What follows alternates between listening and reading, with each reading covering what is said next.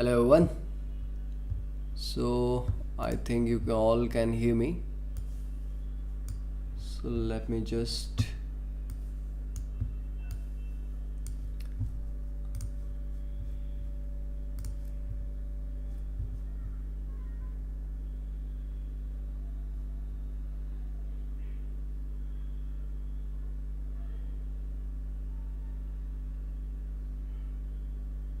okay.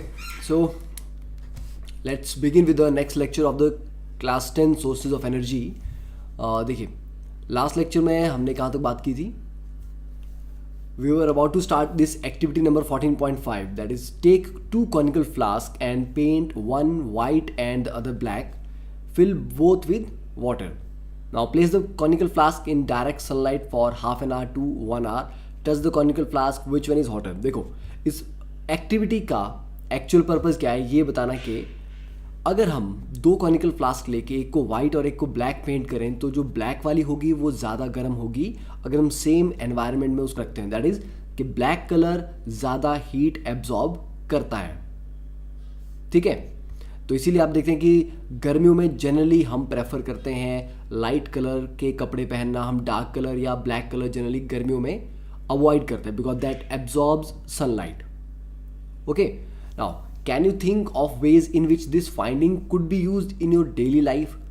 Yes, अगर हम किसी चीज़ को गर्म करना चाहते हैं तो ऑब्वियसली बात है उसका जो एनक्लोजर है, ठीक है, उसकी जो केसिंग होगी हम प्रेफर करेंगे कि वो कैसी हो, ब्लैक कलर की हो. ठीक है, राइट. तो इसी कॉन्सेप्ट को, इसी फाइंडिंग को हम यूज़ करते हैं इन सोलर कुकर्स. राइट, तो सोलर कुकर में देखिए जैसे ये सोलर कुकर का एक पर्टिकुलर डायग्राम है. तो यहाँ पे ये मिरर है और सन रेज इसके ऊपर आके रिफ्लेक्ट हो रही हैं और इसको इस तरह से अलाइन किया गया है कि सारी की सारी सन रेज आके यहाँ पर इस एरिया में पड़ेंगी. तो इस एरिया में आपने जो भी चीज़ पकानी होती है, you want to cook rice anything, ठीक है, that we will keep in a bowl so that जो भी सन रेज आएंगी रिफ्लेक्ट होकर वो यहाँ पड़ेंगे and that will heat your food and that will cook your food. तो एक तो ये हो गया. अब इसका जो इंटरनल यहाँ पर पेंट किया होता है दैट इज ब्लैक, ताकि जो भी सनलाइट उसके ऊपर गिरेगी वो उसको एब्जॉर्ब करेगा और उसका टेम्परेचर इंक्रीज करेगा. तो this is how a solar cooker looks like in real life. ठीक है, देखिए चार बाउल्स में डिफरेंट डिफरेंट मटेरियल रखे हुए हैं कुक करने के लिए. ठीक है, now next is activity 14.6. Study the structure and working of a solar cooker and और a solar water heater, particularly with regard to how it is insulated and maximum heat absorption is ensured. So just give this a moment. एक बार ये तीनों points पढ़ो, then we will talk about it. तब तक मैं एक बार chat देख लेता हूँ कि स्टूडेंट्स ओके क्या क्या लिख रहे हैं. ठीक है, एंड ट्राई टू अवॉइड कि जब तक हम टॉपिक थोड़ा कवर ना कर लें, ठीक है, उसके बाद मैं आपको बोलूँगा कि अब आप क्वेश्चन पूछो, then you ask all your doubts. ठीक है, तो going through your doubts. Class 12th, okay no problem, class 12th के वीडियो भी आ रहे वाले हैं. इंपॉर्टेंट क्वेश्चन देखो, important question sources of energy. आप किसी भी टॉपिक को उठा लो, आपको एनसीईआरटी के इन टेक्स्ट क्वेश्चन जो चैप्टर के बीच में दिए होते हैं और उसके एंड में जो एक्सरसाइज है उसको थॉरोली कर लो. उसके बाद एनसीईआरटी की एग्जाम्पलर बुक आती है, उसको अच्छे से सॉल्व कर लोगे, that is more than sufficient. उससे ज़्यादा आपको कुछ करने की ज़रूरत नहीं है. ठीक है, देखो अब इसकी बात करें, study the structure and working of a solar cooker and a solar water heater. तो सोलर कुकर के बारे में तो आपको मैंने बता दिया. With regard to how it is insulated and maximum heat absorption is ensured. Maximum heat absorb हो उसके लिए हम क्या करते हैं, उसको ब्लैक कलर से पेंट करते हैं अंदर, राइट. और इंसुलेशन के लिए, इंसुलेशन का मतलब ये है कि जो उसका केसिंग है जहाँ पर अंदर वो हीट कर रहा है उसके और बाहर के आउटर स्ट्रक्चर के बीच में कुछ ना ऐसा मटेरियल लगाएंगे जो टेम्परेचर को बाहर ना जाने दे, मतलब उसको इंसुलेट करेंगे. जैसे आप थर्मल फ्लास्क लेते हो, थर्मल फ्लास्क के अंदर जो भी कंटेंट होता है, लिक्विड होता है, वो गर्म रहता है क्योंकि दो लेयर्स होती हैं. एक अंदर लेयर है, उसके बीच में स्पेस है, उसके बाहर एक और लेयर है. ठीक है, तो उन दोनों लेयर्स के बीच में हीट फ्लो कम से कम हो, ये इंश्योर हम करते हैं. तो सेम चीज़ यहाँ पर भी होगी. ऐसा नहीं कि आपने एक डब्बा लिया और उसको ब्लैक पेंट कर दिया, अदरवाइज क्या होगा, वो गर्म होगा तो उसके गर्म होने से सॉरी उसके गर्म होने से हीट बाहर निकलती जाएगी. Now design and build solar cooker और water heater using low cost material available and check what temperatures are achieved in your system. देखो ये सारा फंडे तो उतने आसान नहीं है करने, ठीक है. एनसीईआरटी वाले भी लिख देते हैं कि एक्टिविटी करो, but it's not that simple. तो चलिए बात करते हैं सोलर हीटर की. This is the type of solar heater that you see. आप घरों पे इंस्टॉलेशन देखते हैं, इसकी कमर्शियल इंस्टॉलेशन होती है छतों के ऊपर, ठीक है. तो इस तरह का रहता है. दिस इज द चैम्बर जहाँ पे गर्म पानी स्टोर रहेगा, और ये वो रॉड्स हैं या ट्यूब्स हैं जहाँ पर पानी मूव करता है और सोलर जो सन की रेज हैं वो आके इसको हीट करती हैं, ठीक है. अब इसकी कंस्ट्रक्शन और वर्किंग भी हम पढ़ेंगे इसके बाद. Now it is easy to see that these devices are useful only at certain times during the day. अगर आप सोलर कुकर की बात करें तो नाइट टाइम में तो आप उसको यूज नहीं कर सकते कुकिंग के लिए, right. Same goes for solar heater. पर सोलर हीटर का क्या कि एक बार पानी गर्म हो जाता है तो वो काफ़ी देर तक गर्म पानी को गर्म रखता है. तो अगर दोपहर का भी पानी गर्म हुआ है, आप उसको रात में भी यूज़ करोगे, अगले दिन सुबह यूज़ करोगे तो वो चल जाएगा, तो वो कर सकते हो. पर साइमल्टेनियसली अगर आपको यूज़ करना है तो वो दोपहर में ही हो सकता है. तो ये लिमिटेशन है कि डे टाइम में सोलर एनर्जी प्रेजेंट है, नाइट टाइम में नहीं है. तो this limitation of using solar energy is overcome by using solar cells. तो हम क्या करते हैं कि सोलर एनर्जी को स्टोर कर लेते हैं ताकि लेटर नाइट टाइम में या ऐसे टाइम में जब आपको पास सोलर एनर्जी अवेलेबल नहीं है तब हम उसको क्या करें, यूज कर सकें, ठीक है. Now a typical cell develops a voltage of 0.5 to 1 volt and can produce 0.7 wattage of electricity when exposed to the sun. And a large number of solar cells are combined in an arrangement called solar cell panel. This is what a solar cell panel looks like. ठीक है, इन दो diagram आप देख सकते हो. This is the solar panel जो कि directly एक सोलर पावर्ड लाइट से कनेक्टेड है. तो यहाँ नीचे एक बैटरी होगी, बैटरी में सारी जो एनर्जी है वो स्टोर हो रही है और उस बैटरी से ये लाइट, स्ट्रीट लाइट पावर हो रही है, ठीक है. ये सोलर पैनल्स हैं. तो बहुत सारे सोलर सेल से मिलके एक पैनल बनता है. अब देखते हैं सोलर हीटर की कंस्ट्रक्शन एंड वर्किंग. देखिए ये रूफ के ऊपर ये हमारे पास सोलर कलेक्टर है जो सनलाइट से आने वाली हीट को कलेक्ट कर रहा है, ठीक है. ये हमारे पास स्टोरेज टैंक है, stainless steel tank and heat exchanger. तो ये वाला है टैंक अंदर वाला. उसके बाहर ये जो रेड में आपको दिख रहा है दिस इज हीट एक्सचेंजर. इसमें क्या होता है, अंदर वाले पार्ट में ठंडा पानी आएगा, ठीक है, और बाहर वाले पार्ट में होगा गर्म पानी. ये गर्म पानी जो है ये कहाँ से आएगा, जो ठंडा पानी आ रहा है, ठंडा पानी पहले यहाँ से होता हुआ इस चैम्बर में जाएगा. यहाँ पर ट्यूब्स होंगी, उन ट्यूब्स के थ्रू जब ये पास करेगा तो सन की हीट एब्जॉर्ब करेगा और गर्म होगा.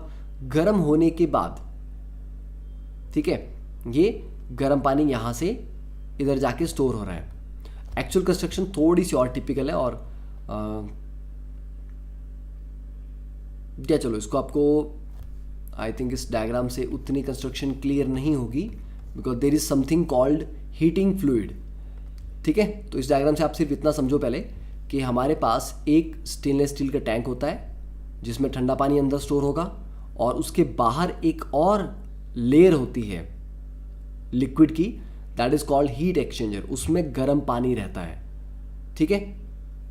तो इसकी डिटेल्ड कंस्ट्रक्शन ये है, इसकी डिटेल्ड कंस्ट्रक्शन. अब देखो जो सोलर टैंक है वो ये है, ठीक है, जिसमें ठंडा पानी है. ठंडे पानी के बाहर एक और लेयर है, उस लेयर में गर्म पानी रहता है, एक ऐसा फ्लूइड रहता है जो गर्म होता है, ठीक है. उसको बोलते हैं हम हीटिंग फ्लूइड और हीट फ्लूइड.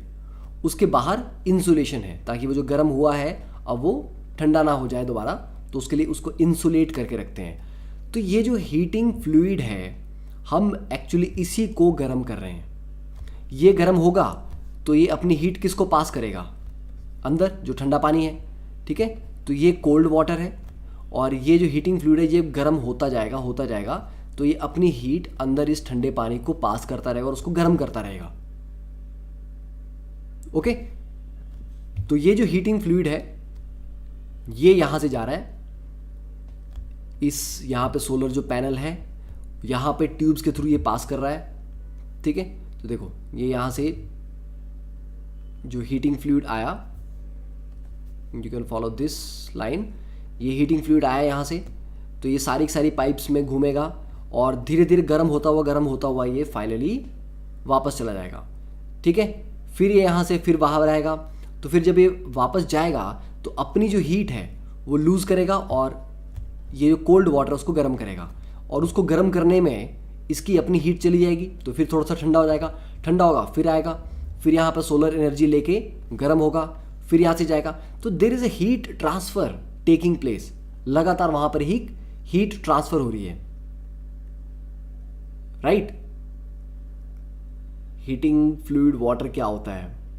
देखो ये हीटिंग फ्लूइड बेसिकली पानी भी हो सकता है, ये कोई और फ्लूइड भी हो सकता है। उसका काम क्या है कि हमारे पास एक टैंक में या ठंडा पानी है, इसके चारों तरफ एक और जैकेट होगी ऐसी, जिसमें हम बोलेंगे कि हमने गर्म पानी डाल दिया। तो यहाँ पर अगर हम गर्म पानी रखते हैं तो वो गर्म पानी क्या करेगा, इवेंचुअली अंदर जो ठंडा पानी है उसको गर्म करता रहेगा, पर उसको गर्म करने में ये वाला पानी तो थोड़ा थोड़ा ठंडा होता जाएगा, ठीक है। तो ये हीटिंग फ्लूइड जाता है सोलर पैनल में, वहाँ से गर्म होकर फिर वापस आता है, फिर जो उसने हीट एब्जॉर्ब की होती है सनलाइट से उसको ये ठंडे पानी को गर्म करने में यूज़ करता है, फिर थोड़ा ठंडा होकर फिर वापस निकलेगा बाहर, फिर गर्म होकर आएगा वापस। तो ये रिपीटेडली चलता है, मतलब आपका ठंडा जो पानी है वो एक्चुअली सर्किट में फ्लो नहीं हो रहा, वो इसी टैंक में ही रह रहा है, ये फ्लूइड आके उसको बार बार गर्म करता है, ठीक है। तो this is the functioning of a solar heater, ठीक है। Now next, this is a vast ray of solar panels, ठीक है। यहां पर आप देखते हैं कि फील्ड में बहुत सारे सोलर पैनल्स लगे हुए हैं, तो बहुत बड़े बड़े सोलर प्रोजेक्ट आज की डेट में स्टार्ट हुए हैं इंडिया ने, बाकी कंट्रीज ने भी, to provide clean energy. Now this solar panel जो घरों में इंस्टॉल होते हैं उसका ओवरऑल वर्किंग ये तो था कि चलो पानी गर्म करने के लिए आपने इसको यूज़ किया, बट सोलर पैनल से हम इलेक्ट्रिसिटी भी जनरेट करते हैं। तो वो इलेक्ट्रिसिटी जो हम जनरेट कर रहे हैं उसको कैसे घरों में स्टोर किया जाता है, देखिए sunlight hits the solar panels and generates an electric current, जो कि होता है डायरेक्ट करंट, डीसी, ठीक है। देन ये डायरेक्ट करंट आ गया। अब second is the electric current flows to the inverter which converts DC electricity to AC, the most commonly use form of electricity. कि घरों में जो हम इलेक्ट्रिसिटी यूज करते हैं that is called alternating current, तो जो सनलाइट से आपको मिलता है दैट इज डायरेक्ट करंट। तो इन्वर्टर हम यूज करते हैं, इन्वर्टर का काम होता है डीसी को एसी में कन्वर्ट करना, ठीक है। उसके बाद this AC electricity flows from the inverter to the breaker box which directs the current to any appliance in the building. अगर आप घर में कोई अप्लायंस यूज कर रहे हैं, इलेक्ट्रिसिटी कंज्यूम हो रही है तो वो वहां पर चला जाएगा। अगर कहीं उसकी यूजेज नहीं हो रहा है, घर पे कोई आपको यूज नहीं करना है वो इलेक्ट्रिसिटी, तो that unused electricity flows through a utility meter into the grid, तो मेन ग्रिड में चली जाएगी कि आसपास के पड़ोसियों को शायद उनके घर में रिक्वायरमेंट हो, या आगे जो ग्रिड है जहाँ जहाँ वो कनेक्टेड है उन घरों में वो इलेक्ट्रिसिटी यूज़ की जा सकती है, ठीक है। और जब आपके घर में इलेक्ट्रिसिटी की रिक्वायरमेंट होगी तो ग्रिड से वो वापस एनर्जी ले लेगा। तो उसका मतलब हुआ अगर आपने जो भी एनर्जी जनरेट की, सोलर एनर्जी लगातार जनरेट हो रही है पर आप उसको यूज़ नहीं कर रहे हो, तो वो ऐसा नहीं वेस्ट हो जाएगी, वो आगे ग्रिड में चली जाएगी ताकि और लोग उसको यूज़ कर सकें, और जब आपको ज़रूरत होगी तो आप उसको यूज़ कर लोगे। एडिशनल ज़रूरत होगी तो ग्रिड से एक्सेस एनर्जी, एक्स्ट्रा एनर्जी आएगी और वो आपकी इलेक्ट्रिसिटी रिक्वायरमेंट पूरी करेगी, ओके। तो this is how the solar grid system works. Now next is the principal advantages associated with solar cells are that they have no moving parts, इसलिए उनकी routine maintenance, breaking, lubrication, इस तरह की चीज़ें, mechanical maintenance उनकी नहीं होती, and the work they work quite satisfactorily without the use of any focusing device, right. Another advantage is that they can be set up in remote and inaccessible hamlets or very sparsely inhabited areas, मतलब है कि ऐसे areas में आप solar cell plant लगा सकते हो जहाँ पर कोई भी नहीं है, रेगिस्तान है, कोई नहीं जाता आता वहाँ पे, तो आपको ज़्यादा मेंटेनेंस तो उनकी करनी नहीं पड़ती, ठीक है। तो जहाँ पर लोग नहीं रहते हैं, इनहेबिटेड एरिया है, वहाँ पर आप सोलर पावर प्लांट लगा सकते हैं। ओके, देन अब सोलर सेल बनते किस मटेरियल के हैं? देखो, silicon which is used for making solar cells is abundant in nature but availability of the special grade silicon for making solar cell is limited। तो सिलिकॉन हम use करते हैं। अब सिलिकॉन वैसे तो नेचर में काफ़ी मिलता है, बट सोलर पैनल बनाने के लिए, सोलर सेल बनाने के लिए जो सिलिकॉन चाहिए that has to be of very high purity. उतनी हाई प्योरिटी का सिलिकॉन मैन्युफैक्चर करने के लिए काफ़ी प्रोसेसेस चाहिए होते हैं, मतलब काफ़ी एक्सपेंसिव प्रोसेस है। तो the entire process of manufacture is still very expensive. Silver used for the interconnection of the cells in the panel further adds to the cost के जो सेल्स को ज्वाइन करते हैं उनको कनेक्ट करने के लिए सिल्वर वहाँ पे यूज़ होता है, तो उससे ओवरऑल कॉस्ट बढ़ती है। तो in spite of the high cost and low efficiency के जो सोलर पैनल्स हैं उनकी कॉस्ट तो कंपैरेटिवली काफ़ी है, पर एफिशिएंसी उनकी उतनी ज़्यादा नहीं है। ठीक है, then solar cells are use for many scientific and technological applications, फिर भी यूज़ हो रहे हैं बिकॉज लॉन्ग रन में अगर आप देखें तो इनकी एफिशिएंसी अच्छी है, पावर जनरेशन काफ़ी अच्छा है। इमीडिएट अगर आप देखोगे साल 2 साल के अंदर तो आपको उतना एफिशिएंट ये रिटर्न नहीं दे पाएगा जितना आपने इन्वेस्टमेंट किया होगा, पर over the duration of 10 years, 15 years, 20 years आप देखेंगे तो सोलर जो पैनल्स हैं ये काफ़ी अच्छी रिटर्न आपको देते हैं। फिर artificial satellites and space probes like Mars orbiters they use solar cells as the main source of energy.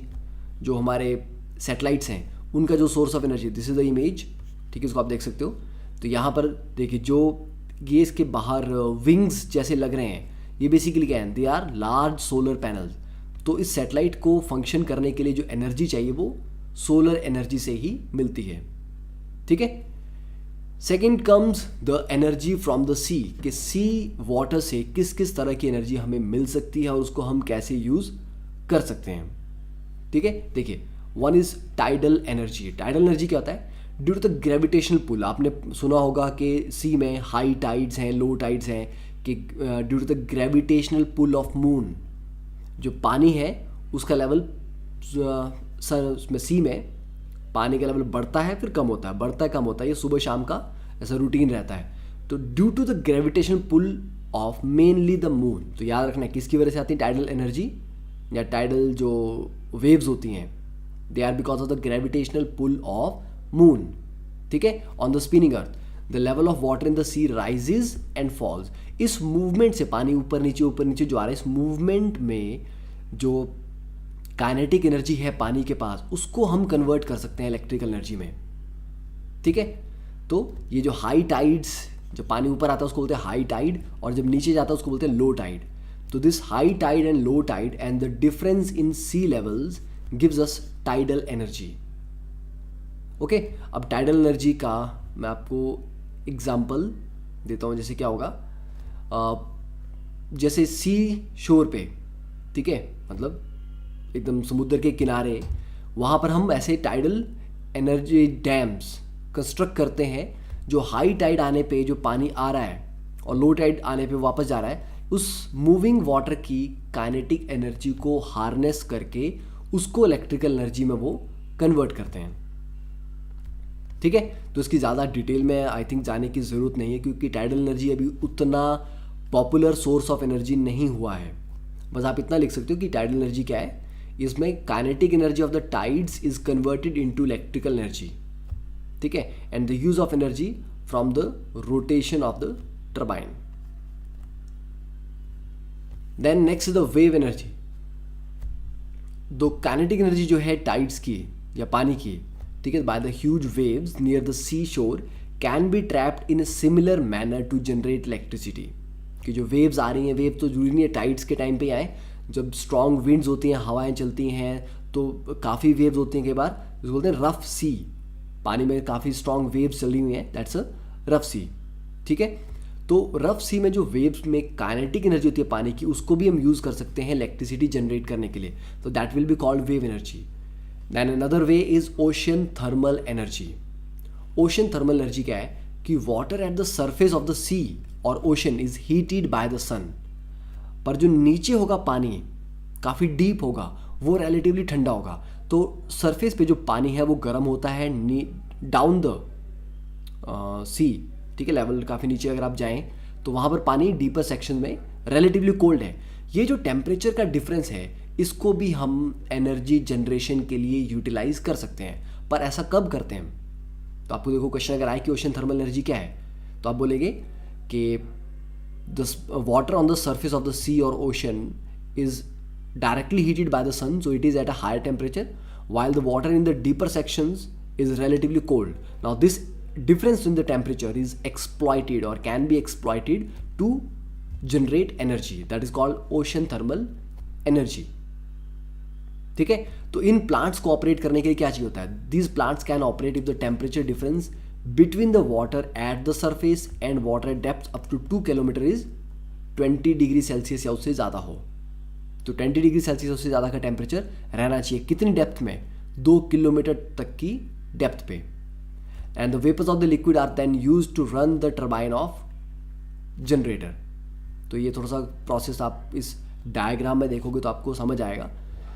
देखिए अब यहाँ पे क्या हो रहा है, जो गर्म पानी है, ठीक है, यहाँ पर हमारे पास कोई पर्टिकुलर लिक्विड है जैसे कि अमोनिया है NH3। अमोनिया बहुत जल्दी बॉयल हो जाता है, मतलब उसको ज़्यादा गर्म पानी नहीं चाहिए, थोड़े गर्म पानी से भी इजीली वेपर में कन्वर्ट हो जाएगा। तो यहाँ पर ट्यूब्स में अमोनिया पास कर रहे होंगे, जो गर्म पानी आएगा वो अमोनिया को वेपराइज करेगा।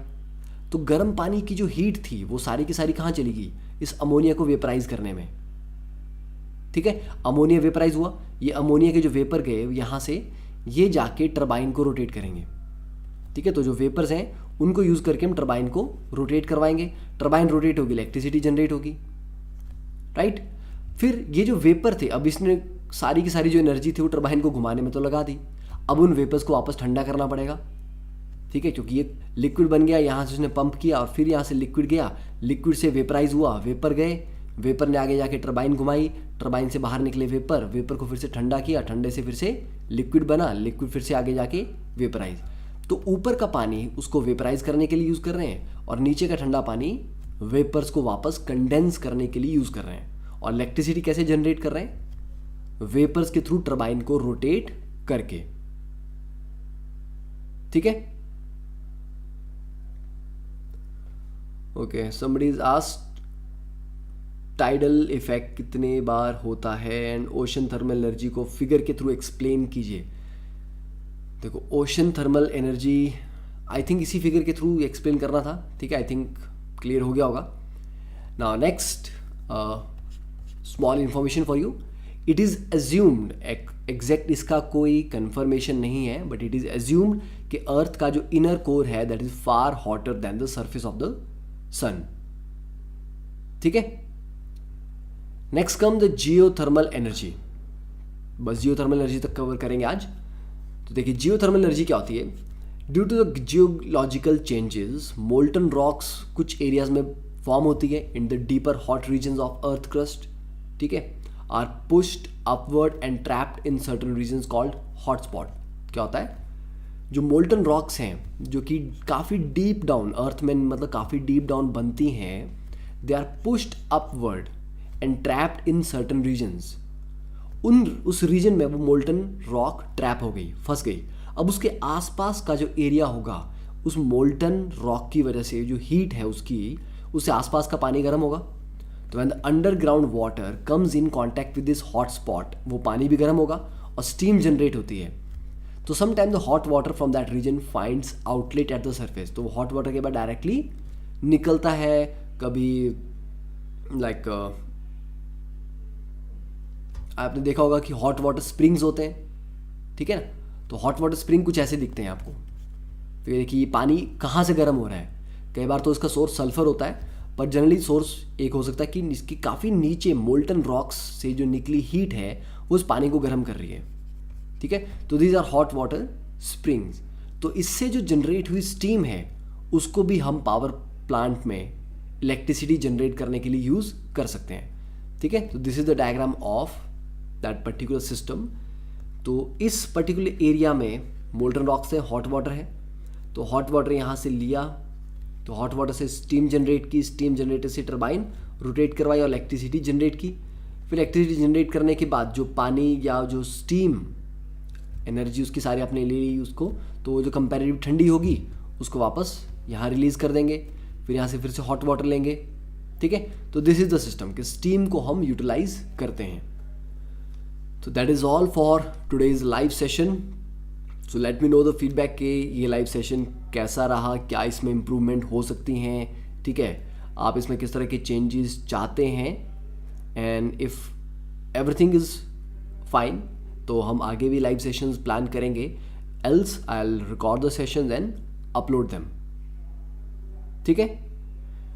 तो I think that is all. और बाकी देखो जितना भी बच्चे पूछते हैं कि सर एग्ज़ाम के लिए क्या करें, देखो एग्ज़ाम के लिए एक ही तरीका है, आप एनसीईआरटी का हर एक क्वेश्चन सॉल्व करो, एक्सरसाइज का क्वेश्चन सॉल्व करो, और एग्जाम्पलर बुक आती है उसकी एक, उसके क्वेश्चन सॉल्व करो। उससे ज़्यादा करने की आपको बिल्कुल भी ज़रूरत नहीं पड़ेगी। इवन अगर आप एनटीएससी वगैरह के लिए प्रिपेयर कर रहे हो तब भी आपको ज़रूरत नहीं पड़ेगी, ठीक है। Okay, so that's all for today. Thank you. Have a nice day. Good night.